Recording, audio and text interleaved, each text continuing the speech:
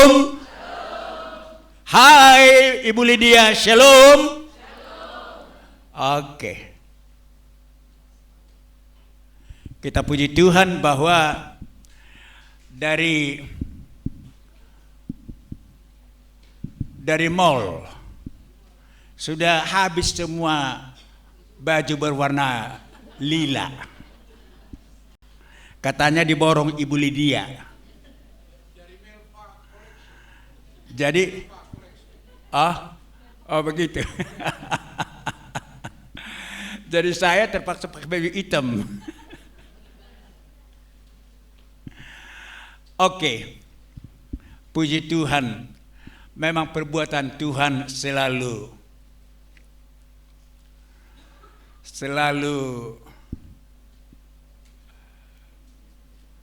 kok bahasa Indonesianya hilang ya? Selalu ajaib dan mengherankan. Ya. Saya ingin bertanya dulu sebelum kita sampai kepada firman Tuhan. Siapa di antara ibu, tidak ikut Bapak ya?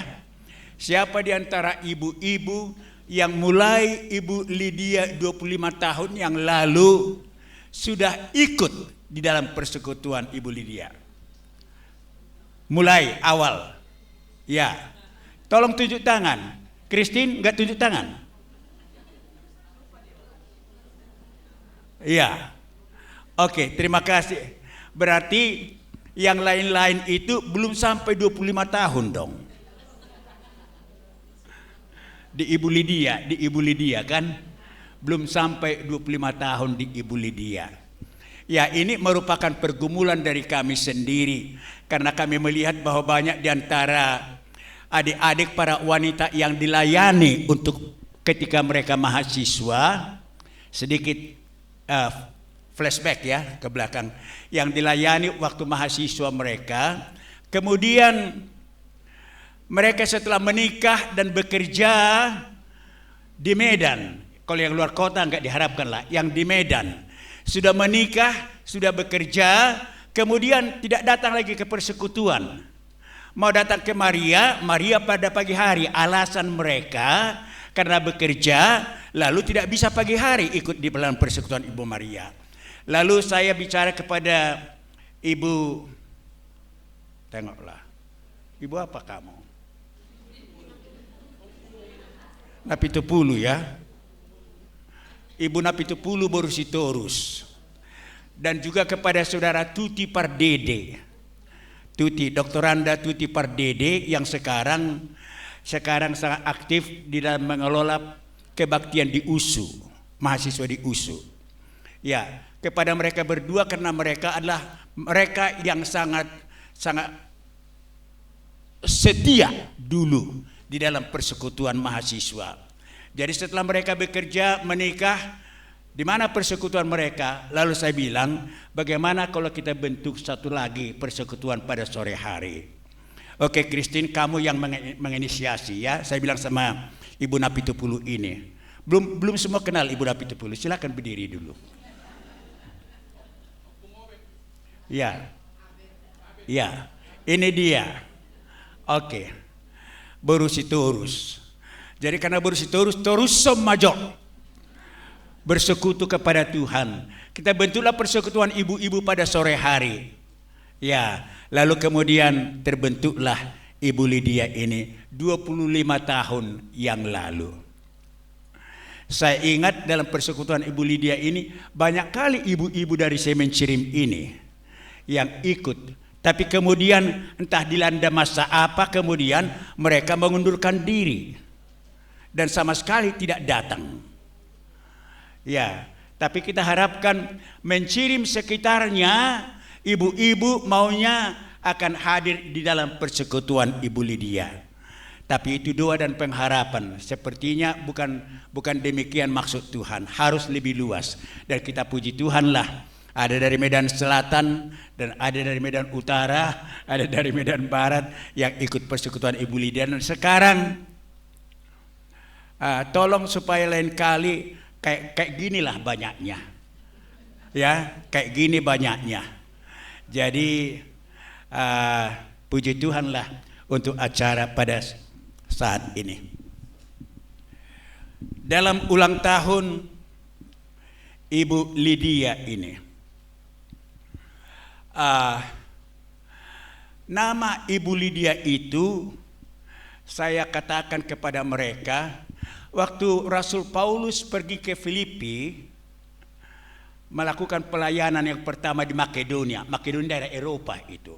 Jadi Filipi lah yang pertama dilayaninya. Jadi pelayanan itu dilakukan di salah satu rumah seorang ibu pedagang kain ungu, namanya Lydia. Dialah kemudian yang menjadi teman pertama dari Rasul Paulus mengajak orang-orang lain untuk datang ke rumahnya untuk ikut persekutuan, ya. Dan itu sebabnya namanya persekutuan Ibu Lydia. Ya, karena yang menginisiasi ialah ibu-ibu. Jadi saya rasa cocok sekali itu. Oke. Lydia, ibu-ibu yang berkarya bagi Tuhan walaupun punya profesi. Karena tidak semua kita dipanggil Tuhan untuk menjadi penginjil full time, kerjanya hanya memberitakan Injil. Semua kita diberikan Tuhan kesempatan untuk bekerja, karena perlu ada kerja di kantor keuangan, di kantor pajak, di kantor pendidikan, sebagai guru dan yang lain-lain itu. Tetapi semua kita harus menyadari bahwa kita ditempatkan Tuhan di sana dan diberikan Tuhan profesi itu kepada kita supaya lewat itu kita menjangkau orang-orang lebih banyak untuk Tuhan. Karena tugas kita hanya satu, memberitakan Injil. Oke, jadi kantor kita, profesi kita adalah merupakan tempat lewat mana Injil itu akan kita beritakan kepada orang-orang lain. Oke, mari kita membaca firman Tuhan dari surat Rasul Paulus kepada jemaat yang sangat dicintainya ini, yaitu jemaat Filipi. Dari Filipi 3 ayat yang ke-10 dikatakan, yang ku kehendaki ialah mengenal Dia dan kuasa kebangkitannya dan persekutuan dalam penderitaannya, di mana aku menjadi serupa dengan Dia dalam kematiannya. Sekali lagi ya, Rasul Paulus mengatakan kepada jemaat ini, yang ku kehendaki ialah mengenal Dia dan kuasa kebangkitannya dan persekutuan dengan dalam penderitaannya, di mana aku menjadi serupa dengan Dia dalam kematiannya. Kalau kita baca surat Paulus ini kepada jemaat Filipi, inilah surat di mana Paulus sangat banyak memuji jemaat. Dari semua jemaat-jemaat kepada siapa surat dituliskan, jemaat Filipi ini adalah jemaat yang paling banyak Paulus memuji mereka karena kesungguhan dan kesetiaan mereka mengikut Tuhan. Walaupun pada bab 4 dikatakan ada 2 wanita yang kemudian kayaknya menonjol di dalam persekutuan itu, ya, yaitu Eunike dan Sintike. Dikatakan, aku peringatkan kamu Eunike dan Sintike supaya satu hati di dalam Tuhan. Kayaknya mereka tidak satu hati, ya, karena mereka sudah mempunyai jasa menonjol di dalam ibadah itu. Tidak dikatakan apa yang menyebabkan mereka menonjol, apakah karena mereka memberikan hartanya dan yang lain-lain. Karena jemaat Filipi ini, ibu-ibu yang dikasihi Tuhan, adalah jemaat yang setia benar kepada Tuhan. Walaupun cepat mereka ditinggalkan Rasul Paulus. Tapi Paulus mendengarkan bagaimana kesungguhan mereka mengikut Tuhan. Dan kemudian kesungguhan mereka itu mengikut Tuhan bukan hanya belajar tentang firman Tuhan, tapi berbakti dalam tindakan nyata, dalam keuangan. sampai mengirimkan bantuan tanpa diminta oleh Rasul Paulus, mengirimkan bantuan kepada Rasul Paulus yang ada di penjara pada waktu itu. Karena mereka berpikir bahwa Rasul ini yang membawa Injil kepada kita, memperkenalkan Tuhan Yesus kepada kita, sehingga kita memiliki keselamatan dan iman kepada Tuhan Yesus Kristus. Kita mengenal Allah yang sebenarnya itu, yang telah memperkenalkan dirinya di dalam Yesus Kristus. Hambanya ada di penjara di sana. Masakan kita tidak akan memikirkan itu? Lalu Paulus mengatakan, bukan karena aku mengeluh karena berkekurangan. Memang aku berkekurangan, tapi aku merasa pada di dalam segala kekuranganku itu. Aku belajar untuk pada menerima kekuranganku itu. Tetapi kamu sendiri berpikir oleh karena pekerjaan Tuhan bekerja di dalam kamu. Ada beberapa kali kamu mengirimkan bantuan kepada saya. Dan saya bersyukur kepada Tuhan. Di penjara saya kalian perhatikan itu. Ya. Tetapi kemudian Rasul Paulus mengatakan, mengingatkan mereka, tetaplah kerjakan keselamatanmu. Itu dikatakan itu pada ayat 13 ya.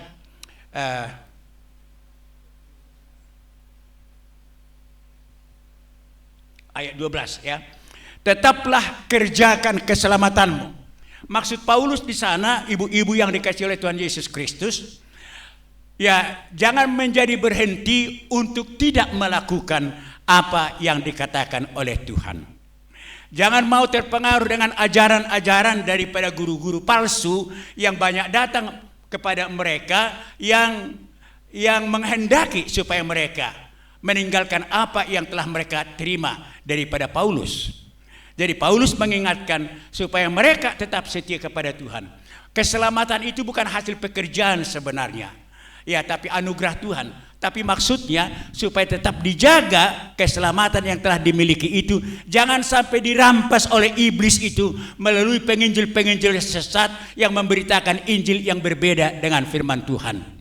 Dan untuk itu aku sendiri, kata Paulus, walaupun aku rasul yang secara khusus dipilih oleh Tuhan, yang paling kuingini, kata Paulus, ialah yang paling kukehendaki ialah mengenal Dia dan kuasa kebangkitannya dan persekutuan dalam penderitaannya.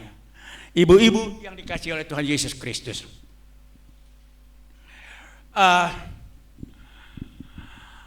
mengenal itu di dalam bahasa Indonesia agak sulit disamakan dengan pengertian to know. Kalau to know, knowing di dalam bahasa Inggris itu bukan berarti mengetahui banyak hal tentang orang itu. Aku mengenal di mana dia tinggal, berapa anaknya, dengan siapa dia menikah, sudah berapa umurnya. Itu mengetahui. Itu perlu juga mengetahui itu. Tetapi mengetahui bukan berarti to know. Ya, to recognize, mengenal. Kita tahu wajahnya bagaimana, hidungnya mancung, rambutnya minggu barangkali pergi ke salon jadi cantik kali, rambutnya selalu licin, begitu. Itu recognize, mengenal. Ya, jadi mengetahui tentang Tuhan Yesus bukan berarti dia menikmati keselamatan yang dari Tuhan Yesus. Mengetahui tentang Tuhan Yesus bukan berarti sudah mengenal siapa Tuhan Yesus. Mengenal Tuhan Yesus itu berada di dalam pergaulan dengan Tuhan. Kita lihat bagaimana murid Tuhan Yesus itu setiap hari mereka, murid yang 12 dan murid yang 70 orang, setiap hari mereka bersama-sama dengan Tuhan Yesus. Tidur bersama dengan Tuhan Yesus, makan bersama dengan Tuhan Yesus. Mereka meninggalkan rumah tangga mereka, keluarga mereka, ya, dan terus mengikuti Tuhan Yesus, mendengarkan Yesus berkhotbah, mendengarkan Yesus mengajar mereka secara khusus, kemudian melihat Tuhan Yesus melakukan mujizat, bagaimana kuasa Allah itu selalu beserta dengan Tuhan Yesus. Itu mereka lihat semuanya. Tapi sampai Tuhan Yesus bangkit dari kematian pun mereka belum sungguh-sungguh mengenal Tuhan Yesus. Ya. Buktinya mereka sendiri mengatakan, kalau aku, kata si Thomas, kalau aku tidak menaruhkan jariku ke bekas paku yang di tangannya, aku tidak percaya bahwa dia sudah bangkit. Malaikat Tuhan pun sudah mengatakan kepada Petrus, mengapa kamu cari orang yang hidup di tengah-tengah orang mati? Bukankah sudah dikatakan bahwa dia akan bangkit? Walaupun Maria Magdalena dan teman-temannya para wanita yang lain yang sudah lebih dulu mendapat berita bahwa kuburan itu sudah kosong, mereka persaksikan dan mereka disuruh untuk pergi berbicara kepada murid-murid itu mengatakan bahwa Yesus sudah bangkit. Tapi mereka tidak percaya. Ya. Dan itulah sebabnya mereka selalu berkumpul di rumah tingkat atas di Yerusalem. Ya. Banyak penafsir teologi yang mengatakan bahwa itu ibunya Yohanes Markus, penulis Injil Markus. Ya, sama seperti rumah yang dipakai Tuhan Yesus makan bersama yang terakhir dengan murid-muridnya waktu dia terakhir sekali datang ke Yerusalem. Itu di rumahnya ibu Yohanes Markus. Nah, mereka di sana ketakutan, tidak berani keluar. Ya, karena mereka takut akan ditangkap dan disiksa oleh pemimpin agama orang Yahudi, sama seperti Yesus. Mereka disiksa karena mengikut Tuhan Yesus. Karena mereka menciptakan sekte yang baru yang bertentangan dengan apa yang dipercayai oleh orang Yahudi, yaitu agama Yahudi. Ya. Agama Yahudi menekankan mengenai Taurat, padahal orang ini menekankan mengenai iman kepada Tuhan Yesus Kristus. Jadi mereka dianggap penyesat-penyesat. Jadi kalau mereka keluar dari rumah, maka mereka mungkin ditangkap dan disiksa seperti Yesus. Ya, akhirnya mereka tidak berani. Bahkan Yesus sendiri datang ke tengah-tengah mereka. Dan mereka mengatakan, hantu.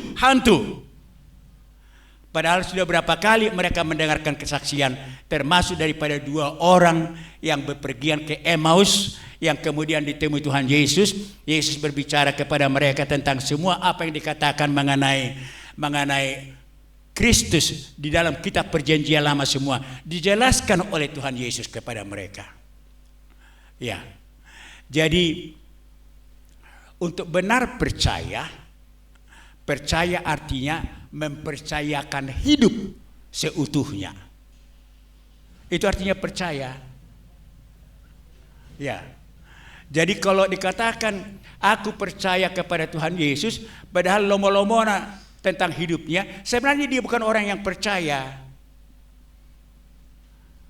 Ya, orang yang percaya itu dia mempercayakan hidupnya. Mempercayakan hidupnya kepada yang dipercayai itu. Jadi kalau kita mengatakan yang kupercaya ialah Tuhan Yesus, karena dia sudah mengalahkan maut itu, bangkit dari kematian, mengalahkan maut, dan dia adalah Kristus Tuhan yang sudah memberikan bayaran atas dosa saya semuanya di kayu salib, maka aku akan menyerahkan hidupku kepada dia. Ya. Jadi itu sebabnya Paulus kemudian mengatakan, saudara-saudara yang dikasihi oleh Tuhan, yang ku kehendaki ialah mengenal dia. Mengenal dia. Pernah saya katakan barangkali persekutuan Ibu Lydia ini mengenai Pat Boone. Pat Boone penyanyi Amerika seangkatan dengan Elvis Presley.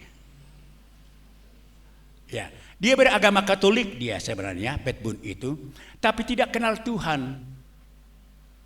Banyak nyanyian rohani yang direkam, sangat disenangi oleh orang, tapi dia sendiri tidak mengenal siapa Yesus itu. Sampai suatu ketika dilayani tim Billy Graham timnya Billy Graham, penginjil Amerika itu, lalu dia terima Tuhan Yesus. Lalu dia menyanyikan lagu itu. Do you know my Jesus? Kenalkah engkau Tuhan Yesusku itu? Kenalkah engkau? Jadi mengenal itu berbeda daripada mengetahui. Itu sebabnya banyak ahli teologi atau banyak hamba-hamba Tuhan yang khotbah ke sana kemari, tapi hidupnya tidak menggambarkan orang yang benar-benar mengenal siapa Yesus. Tidak menggambarkan hidup Yesus yang dikenalnya itu, yang dikatakannya tinggal di dalam dia dan dia tinggal di dalam Yesus. Lalu Petrus pun mengatakan, "Do you know my Jesus? Do you know him, friend?" Setelah 25 tahun hanya di Lydia. Tapi semua kita kalau ditanya mengatakan, sejak kapan kamu menjadi orang Kristen? Ya sejak lahirlah. Jadi sudah ada yang 70 tahun. Sudah ada yang bukan hanya 15 tahun lagi. But the same question, pertanyaan yang sama kalau ditanyakan, do you know Jesus? Kenalkah engkau Yesus?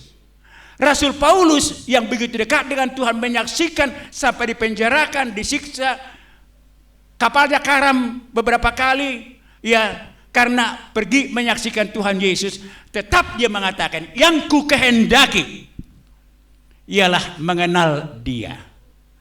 Untuk mengenal dia lebih dalam harus bergaul dengan dia. Dan firman Tuhan sudah diberikan kepada kita untuk menolong kita mengetahui apa isi hati dan pikiran Tuhan Yesus. Sama seperti tema kita tahun ini, ya kan? Bukan kamu yang memilih aku, tapi aku yang memilih kamu, supaya kamu pergi untuk menghasilkan buah. Untuk menghasilkan buah. Saya ingat seumur Lydia ini sorry kalau saya berikan kesaksian itu ya. Lagi.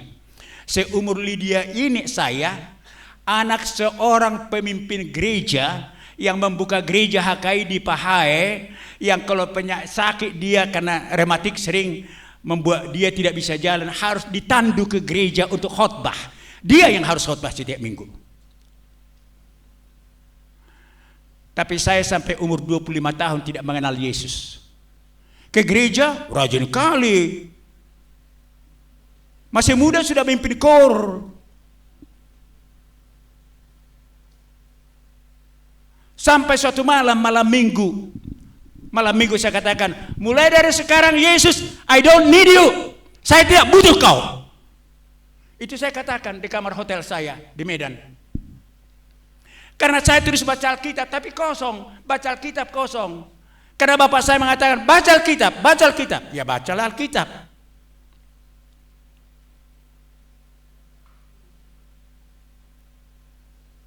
Tapi besok harinya Tuhan mau mengambil nyawa saya. Besok harinya setelah saya katakan, Yesus, mulai dari sekarang aku tidak butuh kau. Lalu saya lemparkan Alkitab saya ke dinding hotel saya. Saya tidur. Besok harinya harus ke Sekarang untuk menyanyi dengan 5 orang marga tubing dari GKP Sriwijaya. 100 meter mau sampai di gereja, mobil kami melanggar pohon rambung sampai tumbang pohon rambung itu. Bisa ibu bayangkan bagaimana kerasnya sampai tumbang pohon rambung yang besar itu. Mobil itu pun ringsek, gak bisa dipakai lagi.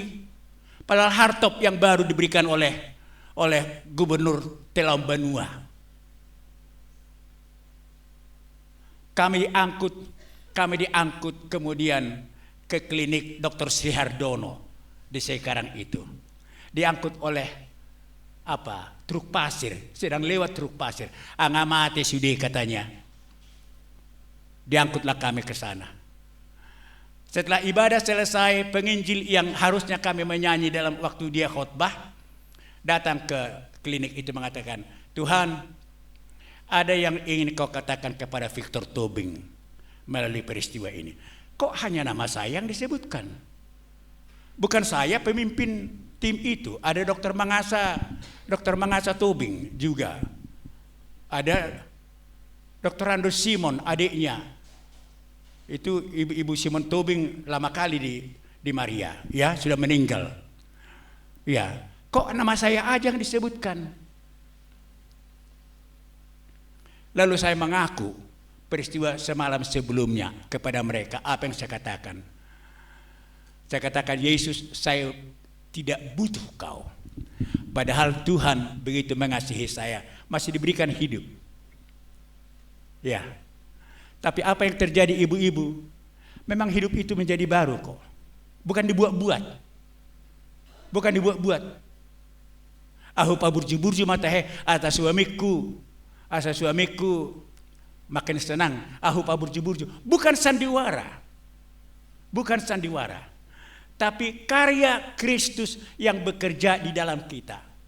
Buktinya satu hari setelah itu mau pergi kerja, masih di kantor pajak saya waktu itu.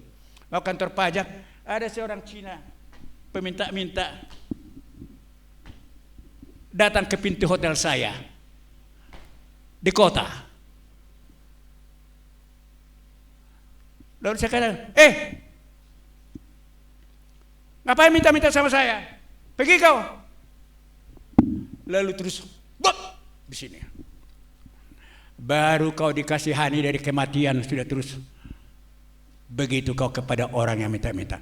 Lalu saya kejar Cina itu. Saya kejar. Sini dulu. Ibu-ibu, apa yang terjadi? Kutanya dia. Dia tinggal di pinggir Sungai Deli. Di pinggir Sungai Deli di bawah. Dulu bioskop apa di Jalan Perdana itu? Ada bioskop di situ. Jadi Sungai Deli pas di belakangnya itu, di bawah itulah hanya satu daun pintu tempatnya tinggal. Pas di pinggir sungai itu. Saya antar dia ke sana. Saya layani dia. Seban hari saya pergi ke sana melayani dia. Seban hari sampai terima Tuhan Yesus. Meninggal dia di pangkuan saya. Tapi lewat pelayanan kepada dia itulah mulai saya jalani pinggir Sungai Deli dari sana sampai ke Kampung Baru sana, melayani orang-orang Cina yang miskin yang tinggal di pinggir sungai itu. Dan ada satu ibu dekat Jalan Perdana sana juga yang punya 6 anak janda, ibu yang miskin, rumahnya pun sudah rewat. Disitulah kami selalu ibadah setiap minggu dengan keluarga itu, jadinya saya layani. Jadi waktu Natal saya undanglah Dr. Andar, Bishop GKP ke sana. Tidak bisalah di rumah itu, bisa rubuh rumah itu. Akhirnya di pohon beringin yang besar di depan rumah itulah kami Natal. Disitulah lilin-lilin itu nyanyi, malam kudus sunyi senyap. Tapi apa yang terjadi? Dr. Andar, Bishop GKP, tidak berhenti menangis melihat orang-orang miskin ini. Dan itu dijangkau oleh Tuhan. Saya alatnya lah dipakai. Oleh karena peminta-minta tadi yang diperdulikan. Peminta-minta tadi yang sudah meninggal itu yang diperdulikan. Ibu, ajaib jalan Tuhan. Yang penting Tuhan menghendaki kita harus berbuah. Harus berbuah.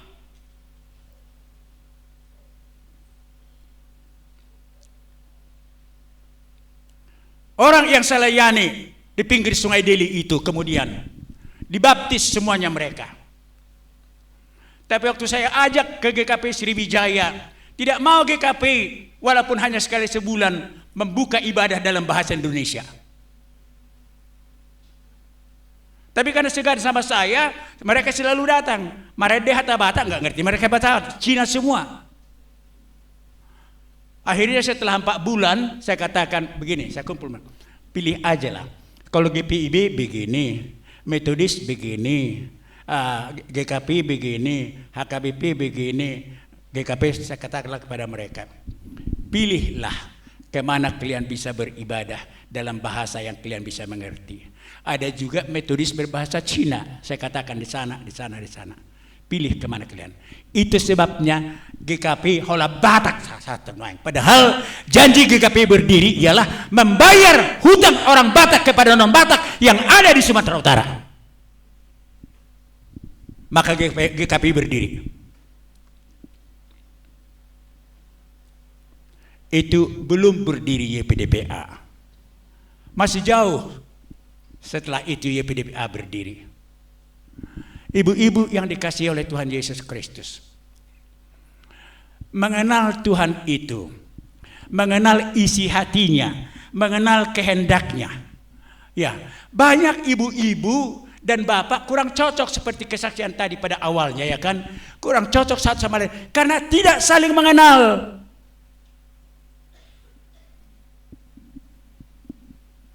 Kenalkah engkau suamimu? Kenalkah engkau anak-anakmu? Sudah di mana mereka sekarang? Setelah sekian tahun Anda menjadi orang yang datang di Lydia ini belajar firman Tuhan. Kemana firman Tuhan yang dipelajari itu?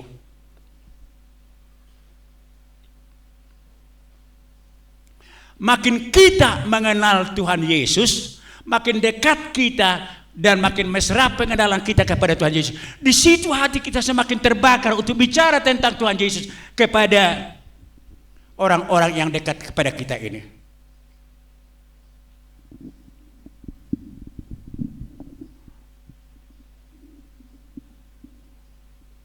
Ya. Kita di sini terbalik. Terbalik maksudnya begini. Kalau gereja yang pertama, bapak-bapak yang diminta harus datang ke gereja karena imam keluarga.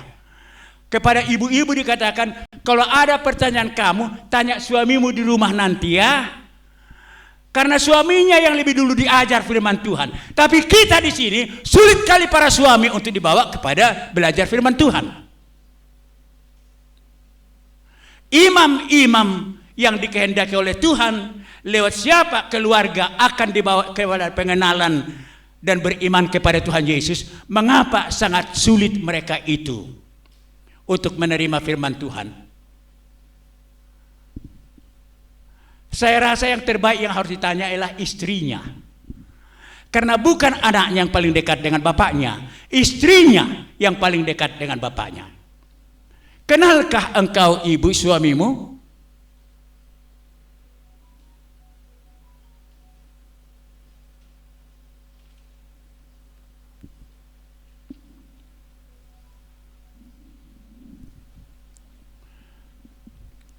Kalau kita lihat, kita bayangkan sekarang wajah anak-anak kita itu, wajah cucu kita. Ya, sering kita kata, ih, bagus sekali ya, sehat kali kau ya.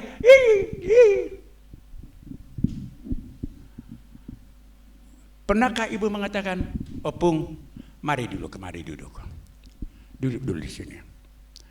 Lalu ibu jelaskanlah dengan bahasa anak-anak yang dimengerti oleh anak-anak. Siapa Yesusmu itu? Siapa Yesus yang menciptakan dia menjadi cucumu?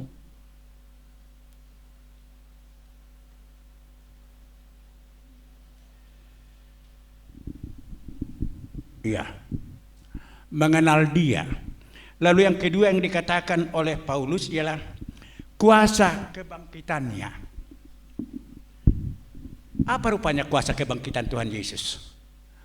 Kuasa kebangkitan Tuhan Yesus mengalahkan maut. Hai maut, di mana sengatmu? Hai maut, di mana kuasamu? Karena kuasa maut, kuasa kematian kekal itu tidak kena lagi kepada kita. Kok banyak kali orang Kristen barangkali yang datang ke Lydia ini juga mengatakan, imada saya jalo Tuhan ini memang saya mau mengate, saya di jalo na, dak porsea ibana, naung boru ni debata ibana. Ay mada, ay pardos ado piba, pardos ay mardos ado pe natuari margabus di pacan, saya di jalo Tuhan ini mana ni bemusia teh ninna, alay dak absen sel Lydia. Itukah yang diajarkan oleh Tuhan? Dan kalau sakit jebolangon. Jebolangon karena apa? Takut mati. Masih adakah kematian bagi anak Tuhan? Kematian, kepergian jasmani ini memang sudah aksioma itu. Tidak ada manusia di bumi ini yang tidak terpisah badannya ini daripada rohnya. Ya. Memang kita akan mengalami perpisahan secara jasmani. Secara jasmani. Ya, tetapi rohani. Jadi saya sering anak saya mengatakan ini, si Joyce anak saya mengatakan, "Dedi, jangan terlalu apa kali lah." Karena saya sering komentari, "Dang ditadda halakna namar sahiti. Dang ditadda halak namodingi." Enggak dikenal orang yang meninggal itu. Lalu kadang turut berduka cita. Ada yang namar gabu sih. Ibu tidak kenal siapa yang meninggal itu. Mungkin amang boru nih tulang nih amakela. Enggak pernah ketemu pun, tapi didengar kabar bahwa sudah meninggal di sana. Lalu dibuat turut berduka cita. Benar berduka cita.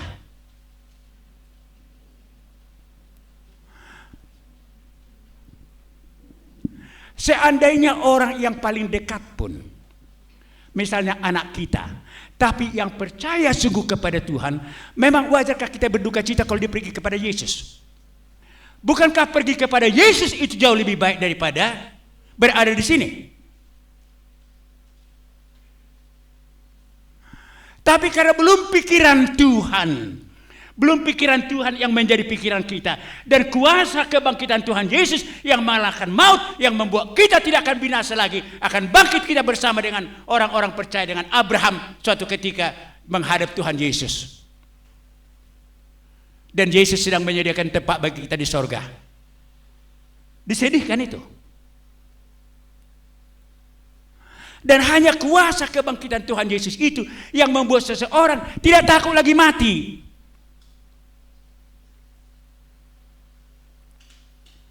Kalau kita pergi berobat, tidak salah sih, jangan menjadi salah tangkap ya. Tidak salah, tapi kita berobat bukan karena takut mati.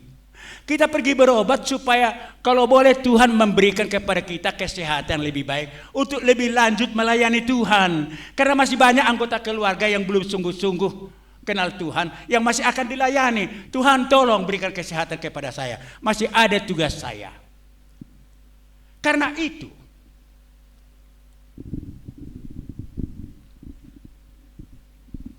ya,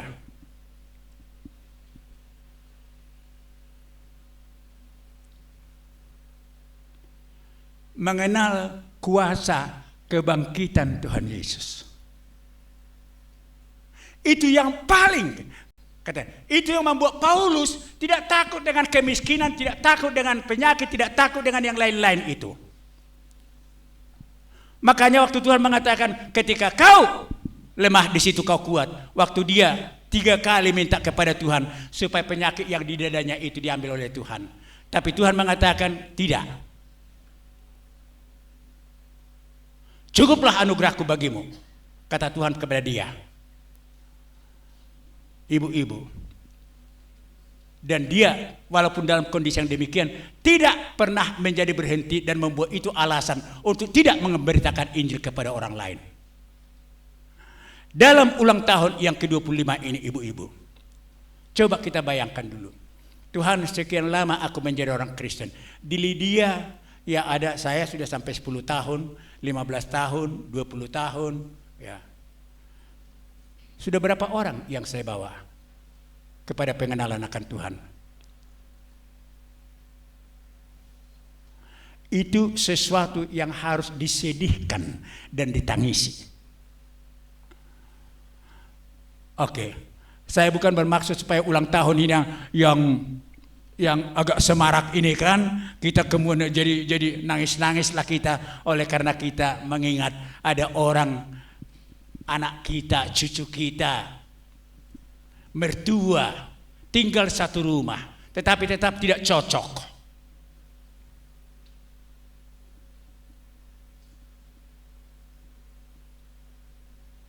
Ya. Adakah Eunike dan Syntyche di sini? Pemimpin-pemimpin yang tidak cocok satu dengan yang lain? Terus terang aja.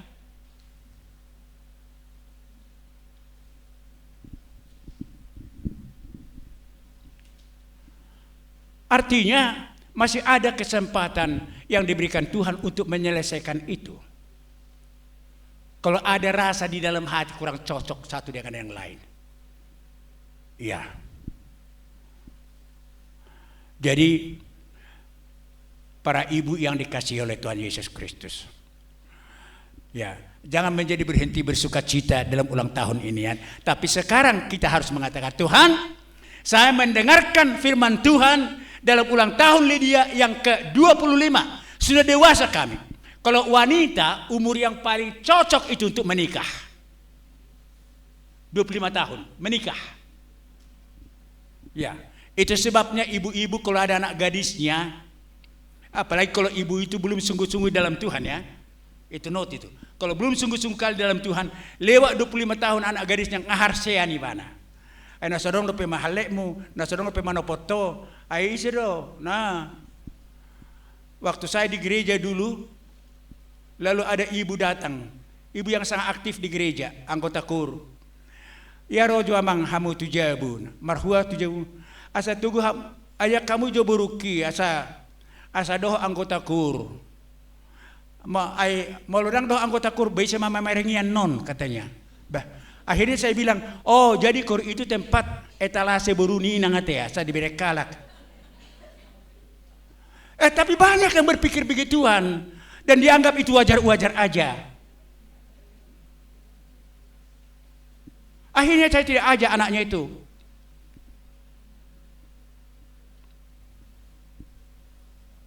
Iya.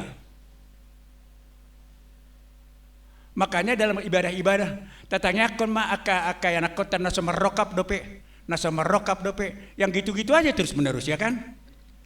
Yang mau ujian, yang ini dan segala macam. Boleh sih didoakan itu, tapi bukan oleh ngaharsean. Lomos. Kalau beriman kepada Tuhan, tidak demikian sikap hatinya.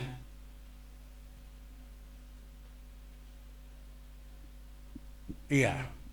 Jadi kalau sudah cocok menikah 25 tahun, mulai daripada hari ini kita ingat, Tuhan, aku harus memikirkan siapa jiwa-jiwa yang akan saya doakan, saya usahakan, saya gumulkan untuk saya bawa kepada Tuhan. Tidak harus dibawa ke Lydia kok. Dibawa kepada Tuhan Yesus. Ya, itulah hadiah ulang tahun. Hadiah ulang tahun pada saat ini bagi ibu-ibu. Hadiah itu ialah firman Tuhan yang mengatakan aku harus berbuah. Karena Yesus mengatakan menghasilkan buah. Pergi dan menghasilkan buah. Dan ingat, aku beserta dengan kamu sampai kepada akhir kesudahan zaman. Sorry, sudah lewat 45 menit ya. Saya diperingatkan hanya 45 menit. Sampai di sini firman Tuhan. Oke. Jadi kiranya ke depan kita memang benar-benar kita melangkah sebagai anak Tuhan yang telah menikmati keselamatan, yang merindukan untuk semakin mengenal Tuhan Yesus di dalam kehidupan kita dan mengenal kuasa kebangkitannya. Mari kita berdoa.